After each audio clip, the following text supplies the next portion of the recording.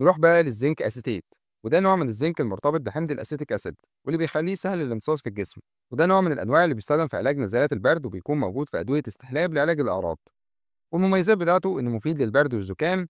الزنك اسيتيت مشهور بفعاليته في تقليل مده البرد لما بيتم اخده في اول 24 ساعه من ظهور الاعراض. سهل الامتصاص من بين الانواع اللي بتمتص بسرعه في الجسم مقارنه ببعض الانواع التانيه.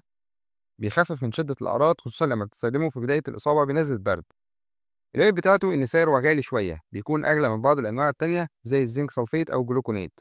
ممكن يسبب تهيج في الفم أو الحلق خصوصا لو أخدته بشكل مفرط أو اتاخد لفترات طويلة. ومش مناسب للمكملات اليومية، يفضل استخدامه بس لما يكون في احتياج طارئ زي نزلة برد. ومش مكمل غذائي يومي يعتبر، وده لأنه بيأثر على نسبة النحاس في الجسم وكمان ممكن يسبب تهيج للجهاز الهضمي. وأشهر الاستخدامات بتاعته إنه بيعالج نزلات البرد لو أخدته في أول 24 ساعة من بداية البرد، بيساعد في تقليل الأعراض. وبيتحط في أدوية الاستحلاب، بيكون موجود في أقراص استحلاب لعلاج أمراض البرد. كمان بيدعم المناعة لأنه بيستخدم في بعض المكملات لدعم الجهاز المناعي.